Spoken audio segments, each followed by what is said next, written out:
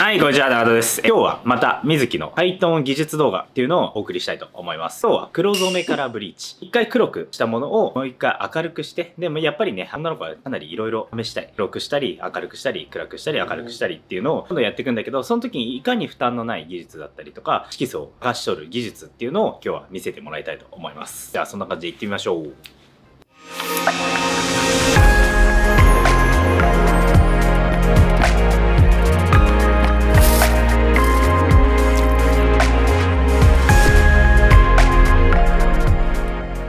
いきますよ。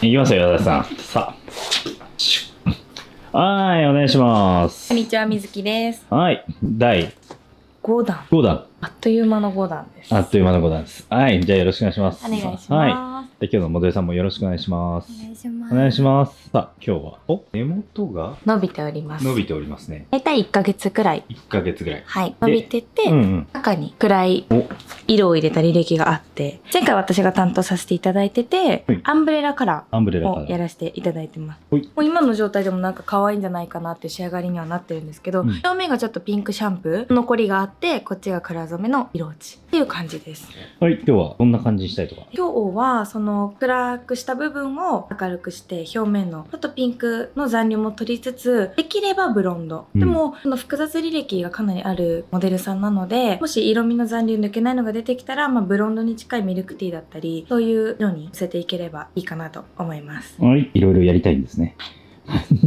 と思います。さあ、そんな感じで履歴を見せてください。初めましての時が黒染め後ワンブリーチしてココアベージュをやった時だったんですけど、でこの中間抜けなかった黒染めが染まった時はやっぱ暗めのココアベージュで分からなかったんですけど、だんだん色落ちでムラが出てきたっていうのがお悩みだったので、それをラベンダーベージュに仕上げました。このムラ修正からの伝統ブリーチで、ブリーチの色味のベースの統一感を揃えてラベンダー味の分かるグレージュですね、ラベンダーグレージュを入れました。でその後またちょっと別の美容院さんで伝統ブリーチ2回1回して見ていただいた時がこちらですね。いろいろやる。いや、おしゃれさんあるあるなんですね。明るくしたり。これだって1年以内でしょ、全部。そうですね。出会ってまだ5ヶ月くらい、半年経たないくらいなので、そうですね。毎月違う髪型ですね。はい。素晴らしい。で、私がさせていただいたカラーがアンブレラカラー。この時、今色落ちでかなり明るくはなってるんですけど、結構暗いね。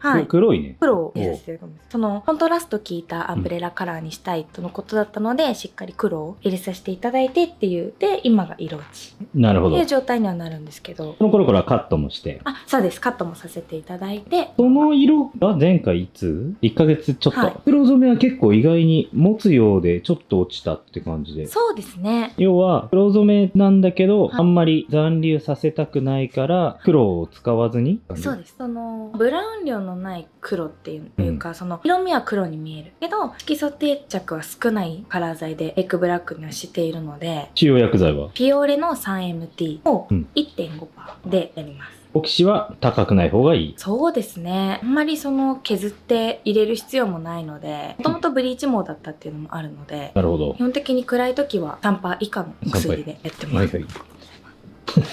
姉さんが持ってきてくれた。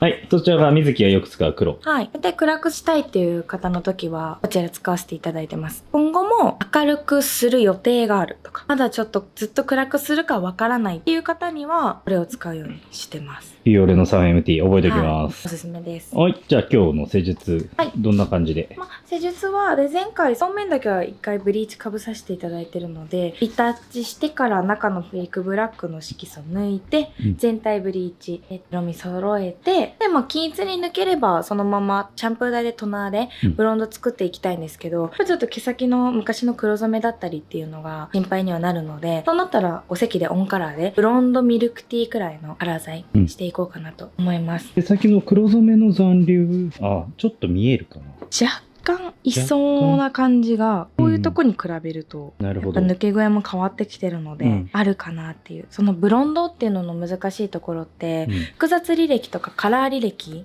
が多ければ多いほど難しい色味にはなってくるんですよ。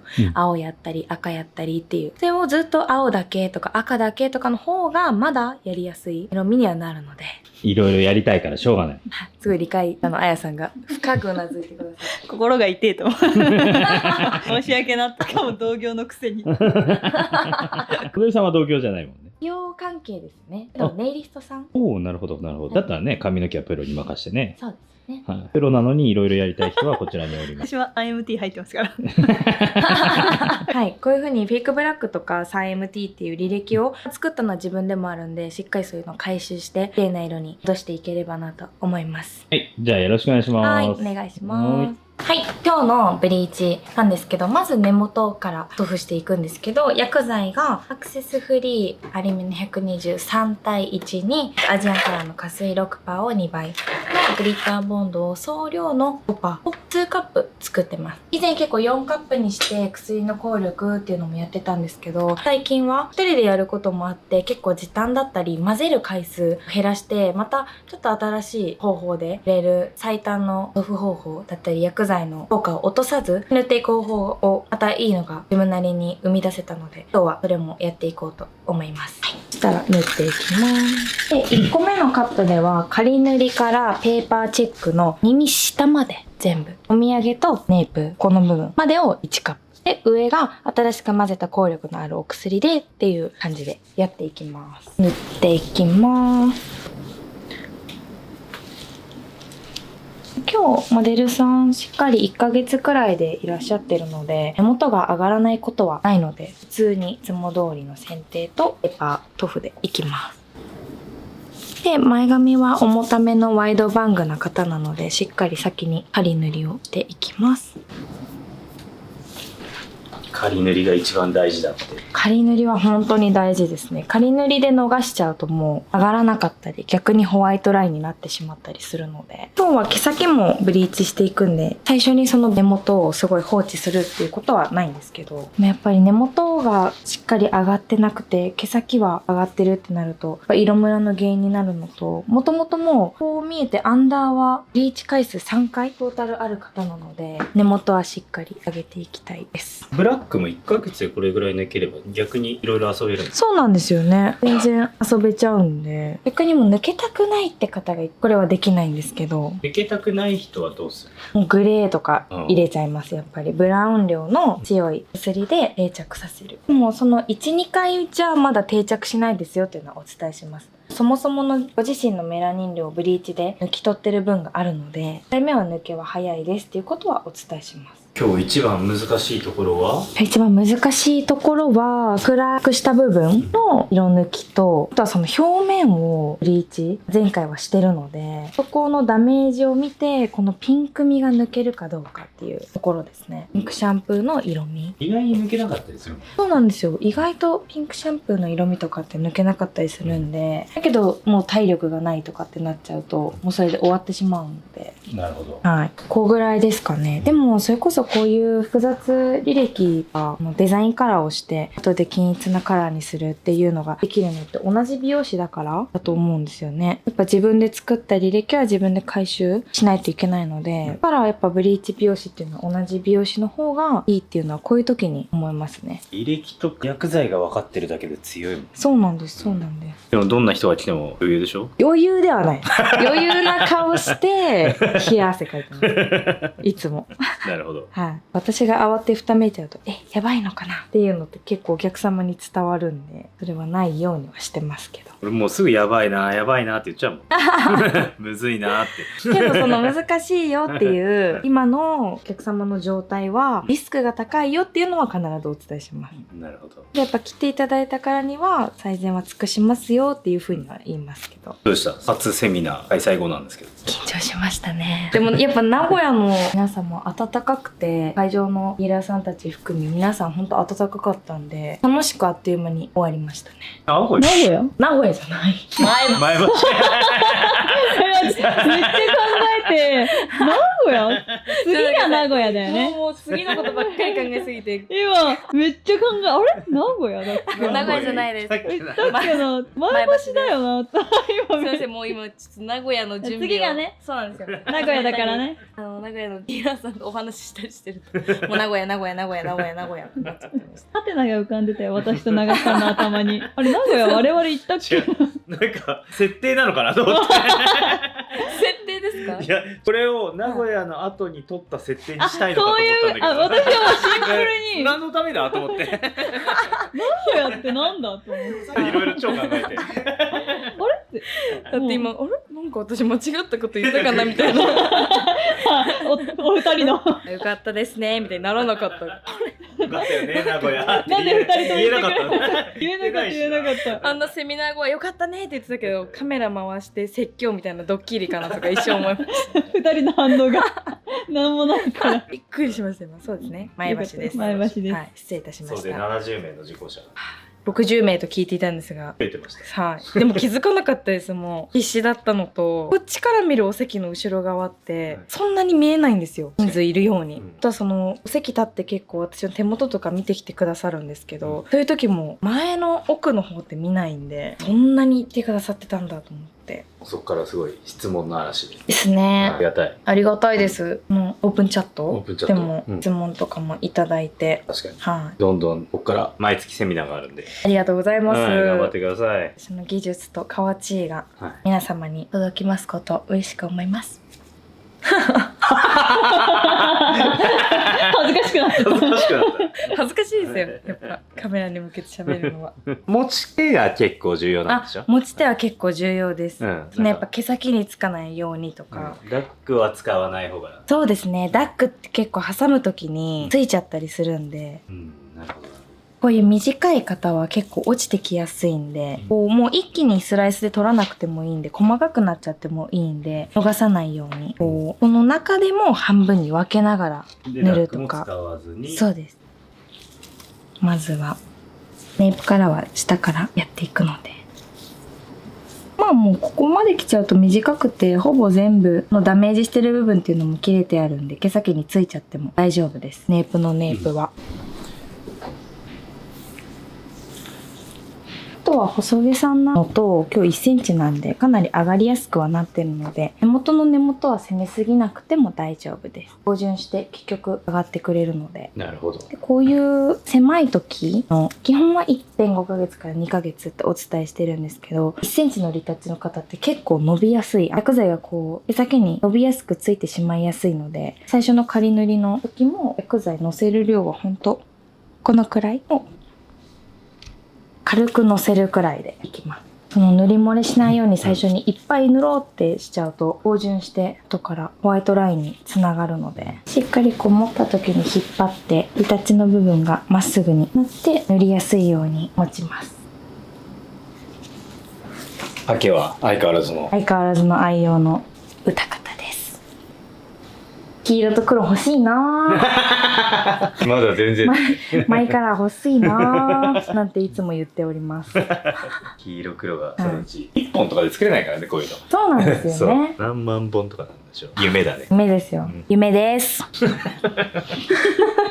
ピールがひどい。露骨露骨に出すぎてる。こういうもみあげの部分とかはしっかりこう分けて仮塗りもしてあげます。やっぱ分けずに塗っちゃうとこの部分、この部分っていうところが濡れてない状態にこう重なっちゃってなってしまうので、私はこの薄い部分もしっかり分けて塗るようにしてます。左右対称です。こういった仮塗りが終わったので、綺麗に4ブロックに分けたままここからペーパーを挟んでいくんですけど、これにはこういう風にペーパーつけて毛先上げた時に毛先にブリーチがつかないように保護してから始めます。でペーパー挟む時は結構椅子とか座って安定したお仕事するのもおすすめです。結構短い方とかはこうもう片手で押さえちゃってコーミングで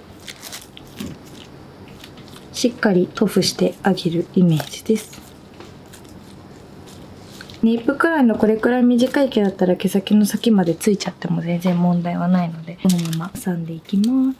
でペーパー一人だとかなり取りづらいと思うので、私はこういう風にカップに螺旋階段状に置いてやってます。これすると結構取りやすくて仕事効率も上がるのでおすすめです。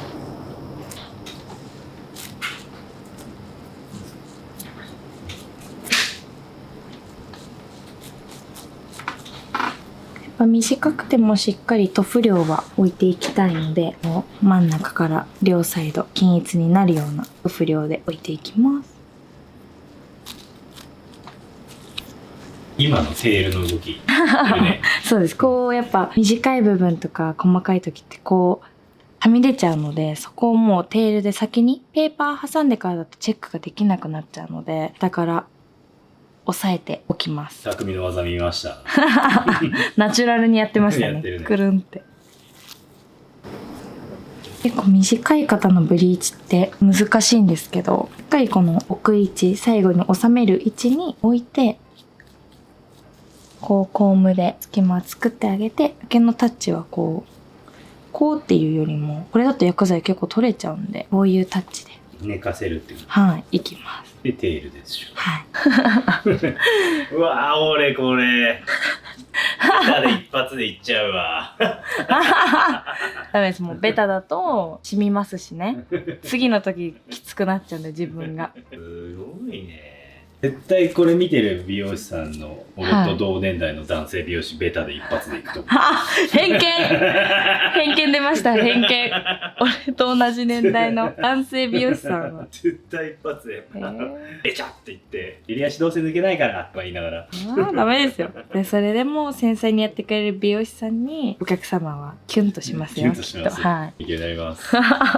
でもなんか、ここで大雑把にやって、後からうわー抜けなかったって言って大変になるのであれば、ここの大変を我慢した方がいいなってすごい思うので。精神力が必要な。そうですね。細かい作業になるので。そんな顔してるけど、岩崎さんも絶対ベタ派でしょ。いや、私、意外にこの作業好きなんですよ。さすが。あゆさん、すごい丁寧ですからね。こまこま。なんか、長さんのお客さんをたまにみずきちゃんと一緒にやるときに、ブリッジこの作業、地味に好きなんですよ。そうですよね。ちまちまと。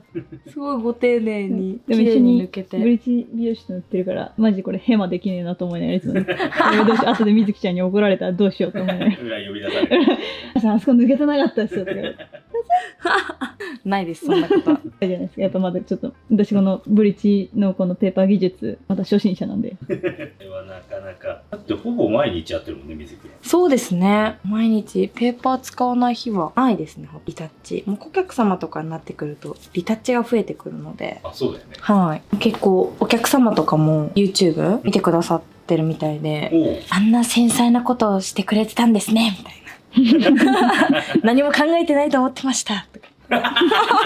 私がベラベラ営業中は話しかけるからでしょうね、お客様に。ずっと喋ってるもんね。ずっと喋ってます。女子会みたいになってますよね。女子会みたいな。キャッキャキャッキャしてますよね。我々のしょうもない会話を聞いて、みずきちゃんとみずきちゃんのお客様が笑ってるそうですよ。それもそうですよ。あります。裏で二人でクスクス笑ってるそうです。俺らのしょうもない会話を聞いて、鏡越しでクスクスと笑われてるそうですよ。あとは長津さんの笑い声に笑ってますね。私のお客様は。つられ笑いしてます。つられるよね。あ、こっちで結構真剣な話してるのに、長津さんの笑い声聞こえると、ふーってなってます。お客さん。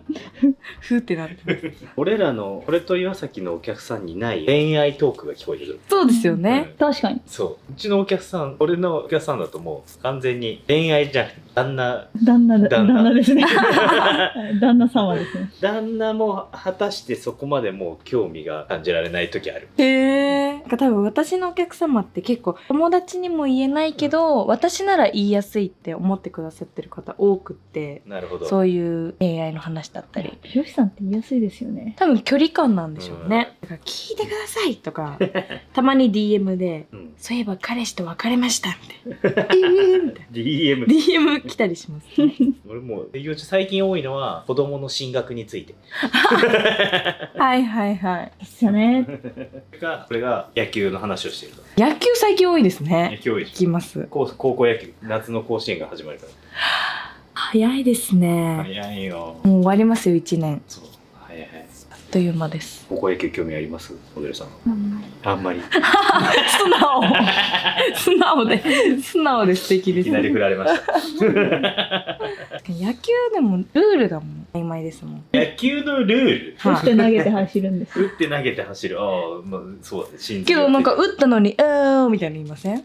どういうこと？なんかちょっと打ったって思ったのに、うんなんかってなる時ありません？まあ取られちゃうからね。なるほど。なるほど。だから打てばいいだけではないってことですよね。そうだね。誰も取られないようにしなきゃいけないね。そういうのが難しいです。そう。まあちょっと取れた。で、耳上くらいまで来たので、次反対側行きます。あ、なるほど。ブリーチのパワー調整。そうです。今日のやり方は私がこうまた 2,3 ヶ月で編み出した。なんかずっと同じやり方とかもいいとは思うんですけど、やっぱより良いやり方とかっていうのを考えながら営業してるので、こうやって2ヶ月に1回とかでコロッとやり方は進化してる。進化していきます。でもそうやってやっていかないと多分やっぱマンネリ化しちゃうんで、技術もお客様も。確かに。よりいいものを。そうですね。常に新しいやり方とかは考えるようにしてます。日々の営業で。大事ですね。はい。後ろのネイパーペーパーハサミ終わったので、このままサイドいきます。サイドもこのこめかみの下くらいまでは挟んでいきます。だんだんやっぱ薬剤混ぜてから10分、20分ぐらい経つと、ちょっとリフト力も落ちてくるっていうのと、この下の部分っていうのは毛がこう重なって温度もこもりやすくて上がりやすいので、このままいっちゃいます。さっき言ったこういうお土産の毛とかもしっかり細くて細かい作業にはなるんですけど、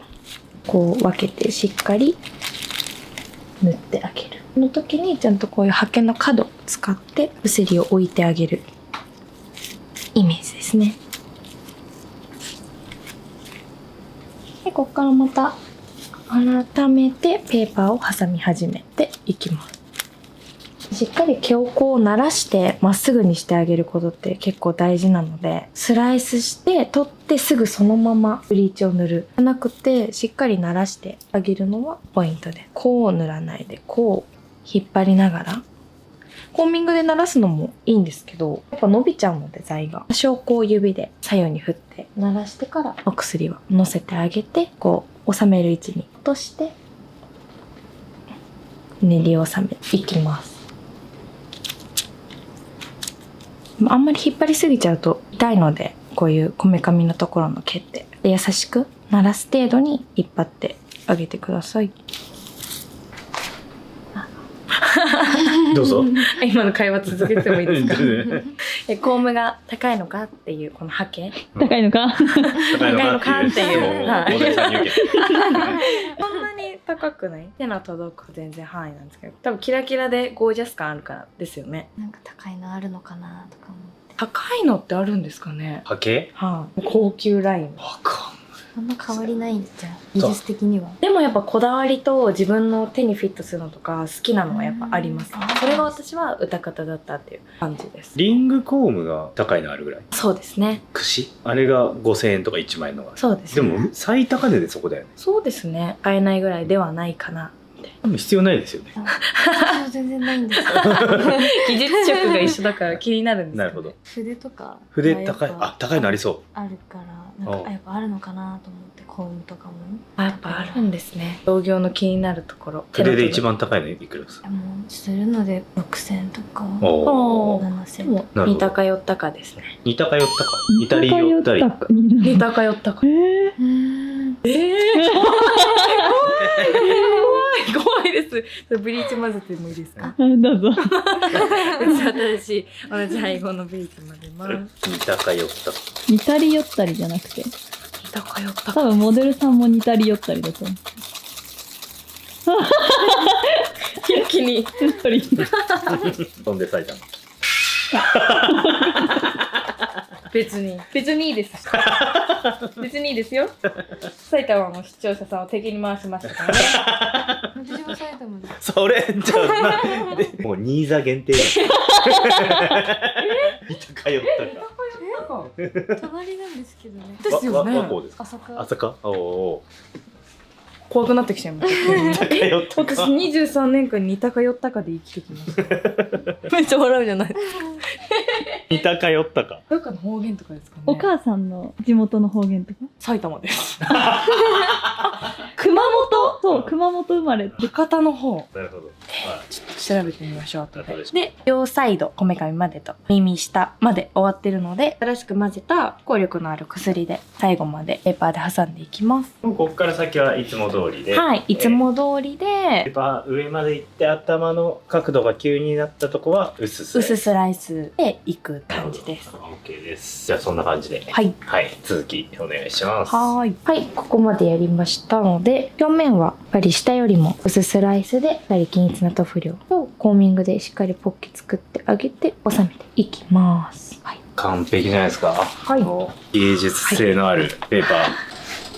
で、この割れ目の部分にしっかり保温させたいので、コットンを貼って放置していきます。で、もうすぐ毛先もブリーチ塗布しちゃうので、今日は10分放置してから毛先塗ってさらに放置してっていう風に時間差でやっていきます。はい。はい。すごいね。相変わらず。アートです。今日もやりますよ。やりますからねお。楽しみの。あ、お楽しみになってるんですね。わかんない。あれが最高だったっていう人多かった。あ、確かに多かったです。楽しみにします。はい。はい、毛先の薬剤に移ります。で、毛先は結構もうバッサリ切ってて、ブリーチ回数多いところとかなくなっているのと、まだ体力がありそうだなと思ったので、ちょっと攻めの剪定で今日もいきます。アクセスフリーアリミの120を1対1です。の6%を2倍。で、毛先にはメテオコネクタ必ず入れるようにしてます。送料の 10% 入ってます。で、今日はそのボブで短いっていうのもあって、あと表面のもうすでに明るい部分は一回避けてブリーチ塗るので、ワンカップでスピード塗りでいきます。失礼します。お、待望の待望のいくんですが、が。一旦表面のところのペーパーを残しておきたいので、その心を。まだブリーチしないっていうのもあるんですけど、下よりこっちの方が明度が高いってことはもう下のリタッチはつながりづらくなる可能性があるんですけど、ここはまだまだ置いても絶対につながるので、ペーパーをしたまま置いておきたいっていうなるほど。ので、ペーパーがあった方がリフト力が上がる。そうです。リフト力が上がるので、ちょっと前髪の部分だけ避けて、ここからですね、取りまーす。おっしゃい。ここだけ見るために何度も皆さん見てくださりそうですね。おっしゃい。これいいですよね。うん、気持ちいい。反対も。すごいバシッと抜けてるね。そうなんです。もう、あとはそこだけ温度が溜まりやすいっていうのもあるんですけど、効力のある薬で先にペーパー挟んだので、表面よりはもう結構抜けてきてる。っていうのと、あとはその1センチリタッチだったので、抜けもいいです。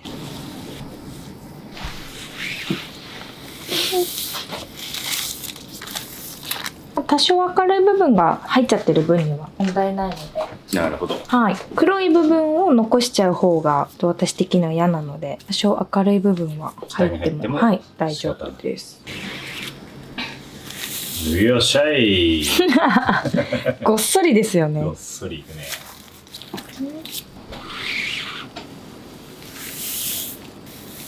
よいしょ。気持ちよく外れたところで。はい、ブリーチを塗っていきます。ちょっと表面だけまとめておいちゃいます。一瞬おじゃる丸みたいになるんですけど、すいません。かわいい。え、俺おじゃる丸がわかんない。子供向けアニメです。はい。忍たま乱太郎の前ですね。いやいやわかんない。おじゃる丸わかんないんですか？え、おじゃる丸？いや、わかんないね。わかりますか？よかった。これね、モデルさんわかんなかった。一番ダメなうちじゃないです。おじゃる丸見てました？見てた？本当ですか？見てました。マジで？嘘みたい。信じてください。いますよね。混ぜますね。今日バッチリ来るじゃん。私も来るんですよ。怖くなってちょっと待って。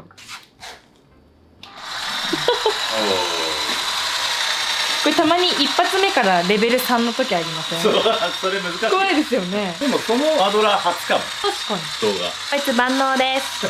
最近買い替えましでも、初登場にして壊れてるから輪ゴムついてるから。た。なんかそこ開いて。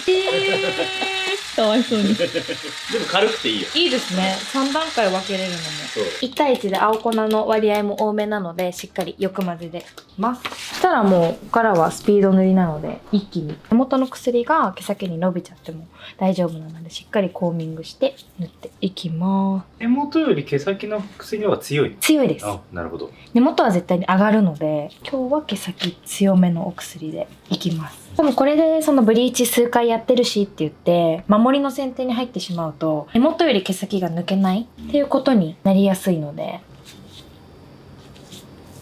この毛先の薬は根元に行き過ぎてしまうと根元さらにリフトしてしまうので、根元にはつかないようにしっかりこうハの字で揉み込んで、それだけでもかなりもうすぐこう抜けてきてる感じあるのがシェイクブラックの良さにはなるので。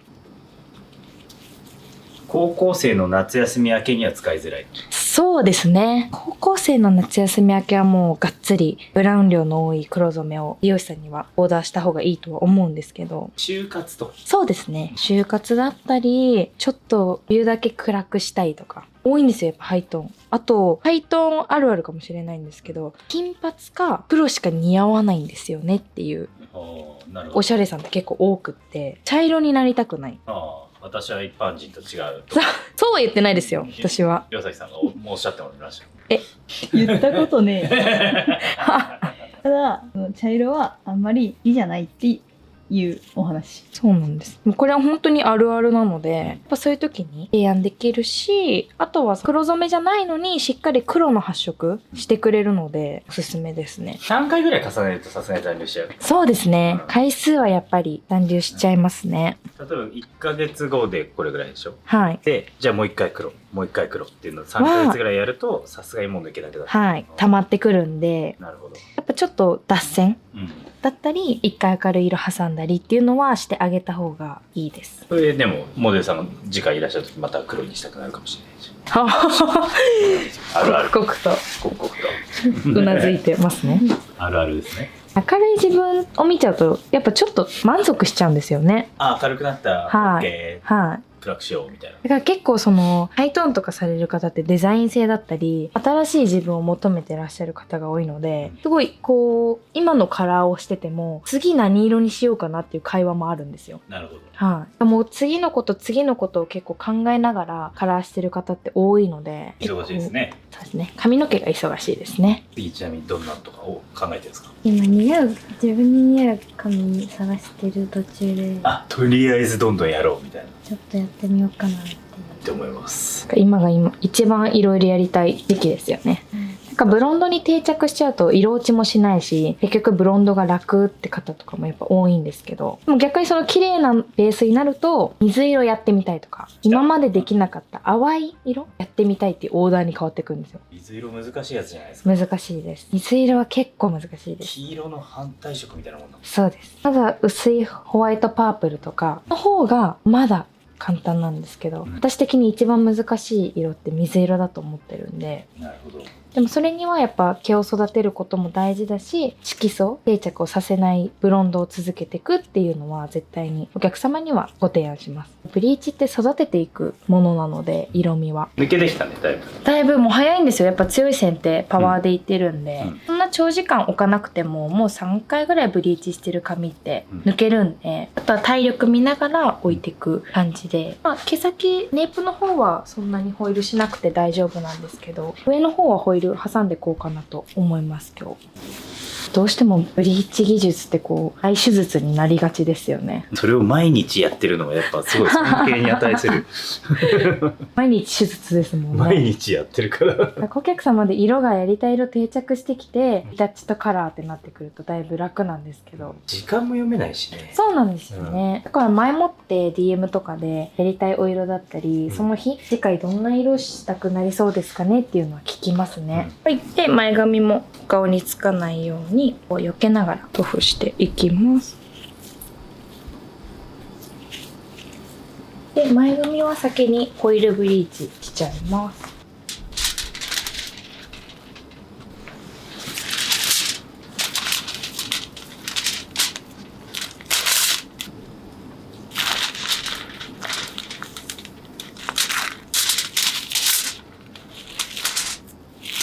で、しっかり前髪量多めのモデルさんなので、塗布量しっかり多く。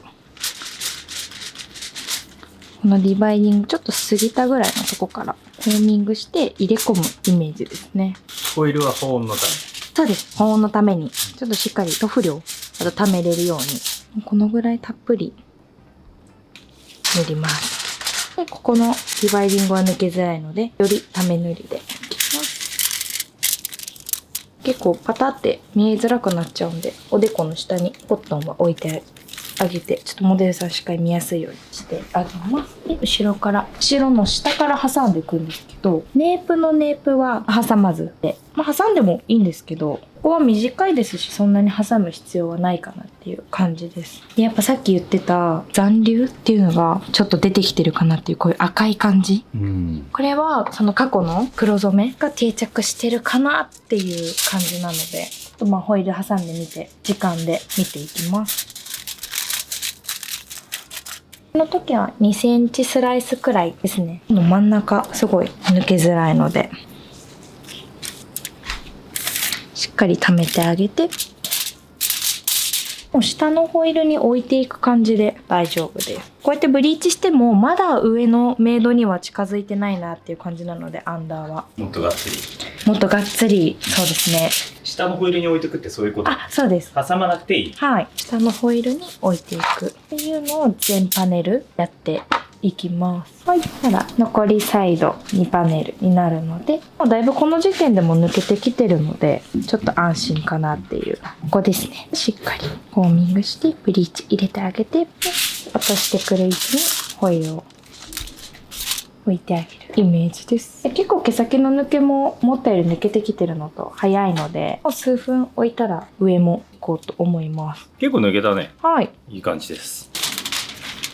で、根元は包みすぎちゃうと保温されすぎちゃうので、ちょっと1センチ開けで全部包んでます。これで15分置いて表面塗っていきます。はい。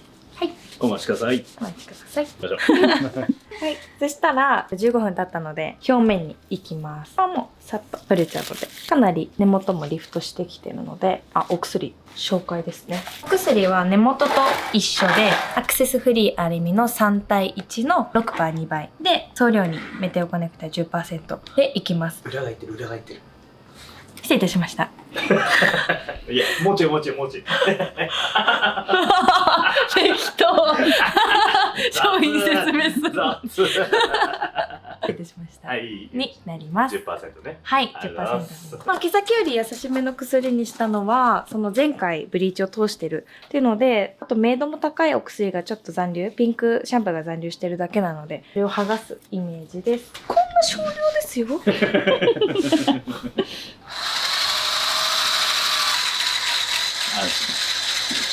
安心って言って一歩離れるんですね。ですよね。それも思いましたよ。安心。安心。はい。たら塗っていきます。もうここもバーッと塗っていっちゃいます。しっかり先にコーミングは毛先はして。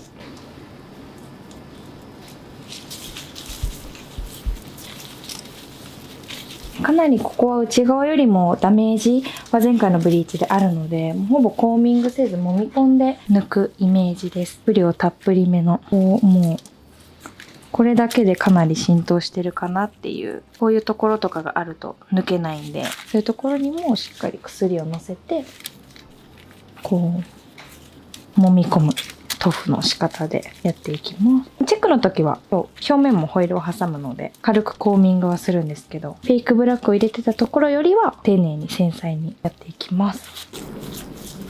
もうそれだけでもかなり抜けてきてますね、表面は。ね、もう一瞬だ。はい。なのでちゃんと時間差で揃えてあげるっていうのはブリーチ履歴の差で受けてます。で、ホイールを挟んでいきます。毛先とか手と一緒にコームしてあげると結構引っかからないんでおすすめです。で、両サイド同じことやってホイール挟んだらさらに10分放置。様子見て、プラス5分足すなら足すで放置していきます。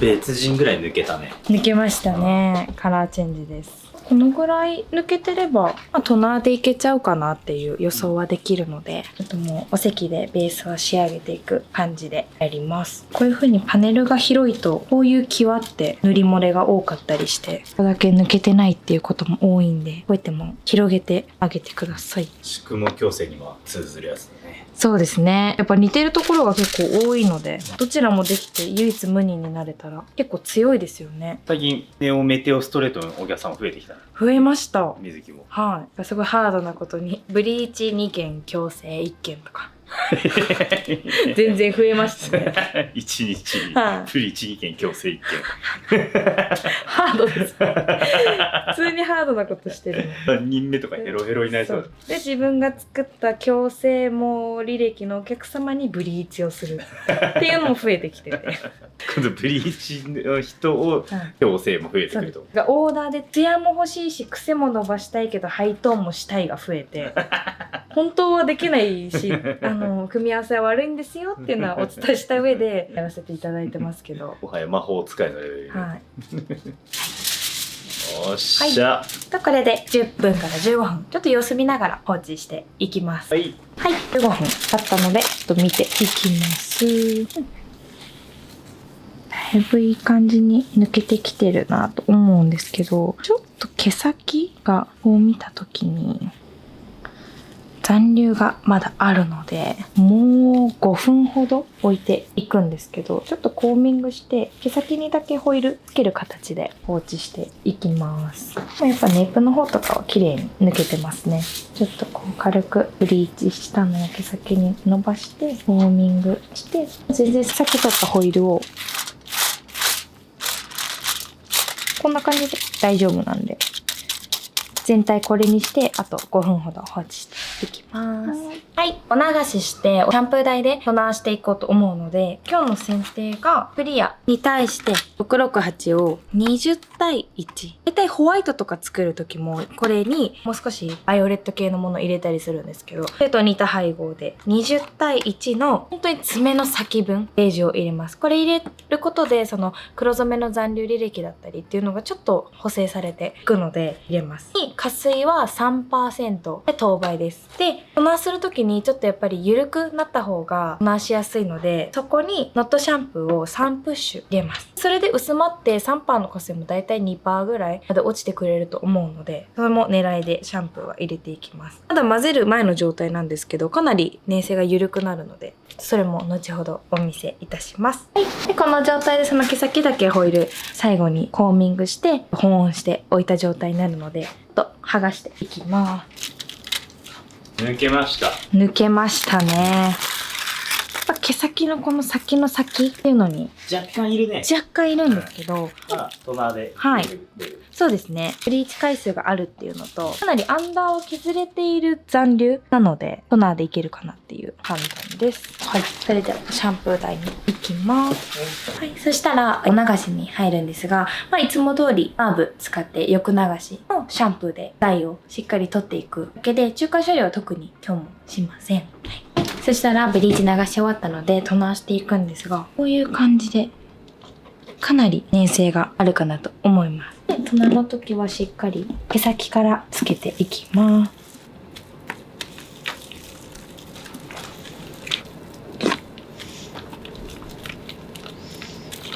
で、しっかり頭の後ろも塗り漏れがないように、耳後ろとかって結構塗り漏れしやすいんで、こういうところも漏れのないようにしっかり揉み込んでいきます。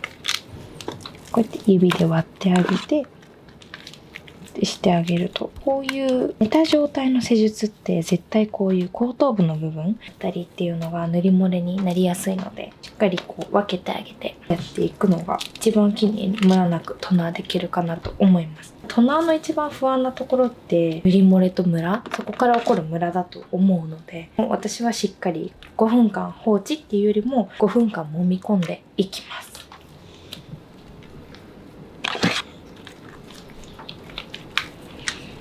じゃあ5分間揉み込んでいきます。はい。今トナーし終わって流し終わった感じがこんな感じになってます。で、トリートメントはファーミーの3ステップやって流してお席上がっていきます。はい、流し終わりました。はい。お疲れ様です。お疲れ様です。どうでしょう。いいんじゃないですか。いい感じですね。こうちょっとやっぱ上がくすむ感じに揃ってくれるんですよね。ミルキーを入れることで。それで毛先のやっぱちょっと残留してる部分に合わせていくっていうイメージです。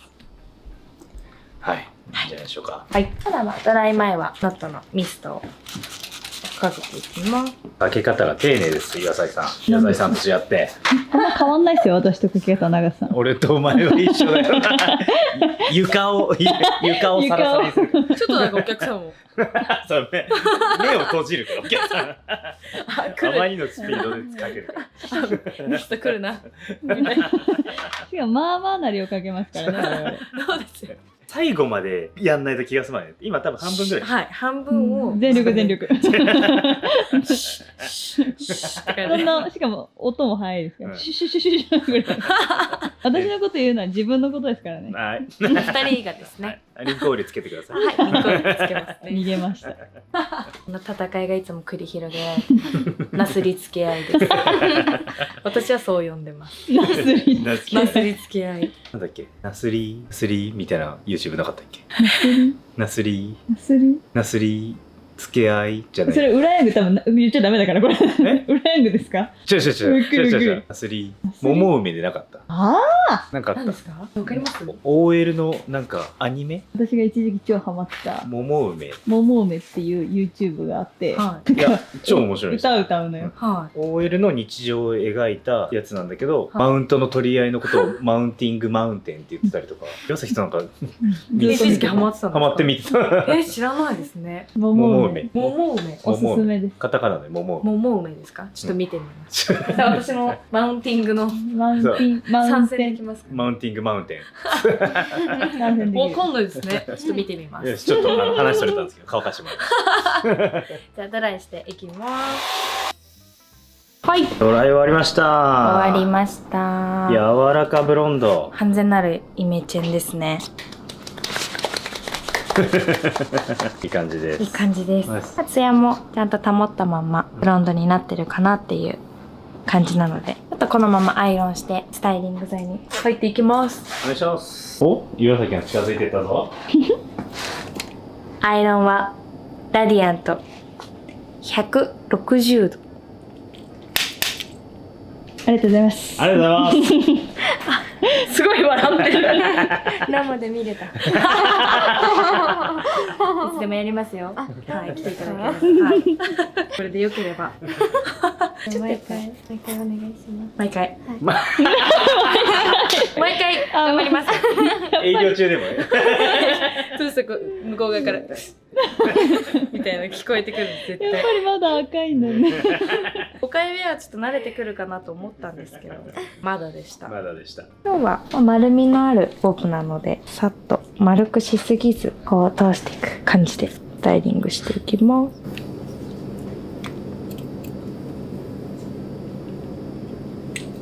はいはいアイロン終わりましたはい、通し終わりました。バッチリじゃないですかはい、よかったらスタイリングでつける前に触ってみてください。わ、すごい。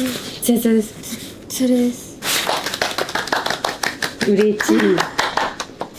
ありがとうございます。ありがとうございます。そしたらスタイリング剤をつけていきます。もう笑ってる。もう笑ってるんですよ。期待の眼差しで。今日はサラサラツヤツヤブロンドミニボブなので、スタイリング剤はルミナスシュープレイ。ぬ？これぬですか？なんでそんな不安になったの？なんで質問なの赤い赤い赤い。これもぬって言ってますね、私。だって言ってたいつも。言ってました。言ってないつもりで言いました。けどすごいまだずっとぬを待ってる感じだったんで。あれこれ。不安になっちゃって途中から。こうなっちゃいました。ぬでございます。はい振ります。結構オイルスプレーはまんべんなくつけれるんで、吸いやすいブリーチものとかにはすごいおすすめです。じゃあ撮影に移っていきます。はい。したら利き顔とかあります？こっち。はい。早っ即答ですよ。そういうとこですねそうですよ。そうなんです。じゃあこれリボンとか可愛いんでしっかりちょっと前に出してますね。もうちょっとだけ前来ていただいてありがとうございます。ちょっと下向いてください。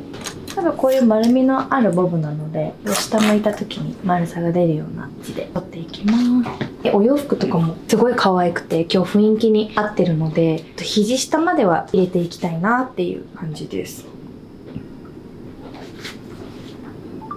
で上からも振ります。かわいい。かわいいね。めちゃくちゃかわいいです。画面の中が華やかですもん。お、良い。で、ちょっと後ろに手組んでいただいて、正面向きのちょっと首かしげ目でカメラ目線でお願いします。でこういうフリルとかもかなり可愛いので、しっかりこの画面にフリルいっぱいにしてあげて、しっかり頭も入るこの位置とかもすごい可愛いです。なるほど。はい。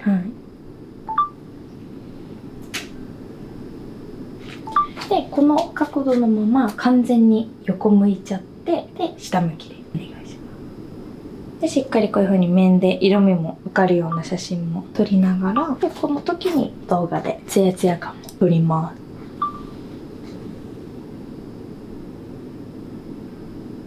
もうブリーチ4回ですからね、今日で。なるほど。で最後一回正面向きで、あと広角カメラとかでも撮ります。カメラ目線でお願いします。ちょっとこうやってお顔にかぶせてあげるとまたちょっと違った雰囲気になるので。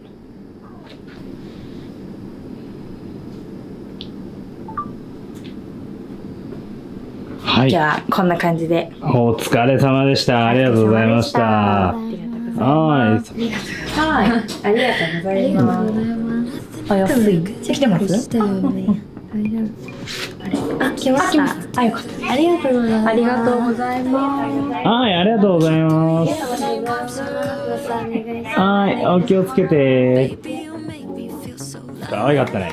可愛すぎました。ああ、しゃあ。さあ、第5弾終わって。はい。まだ俺ら撮影してる頃には出来上がってないんだけど、この動画ぐらいからオープニングムービーが変わってるか、前回の動画で変わってるか。どうなってるか。楽しみ。はい、くるくる回ってるかもしれない。見てない。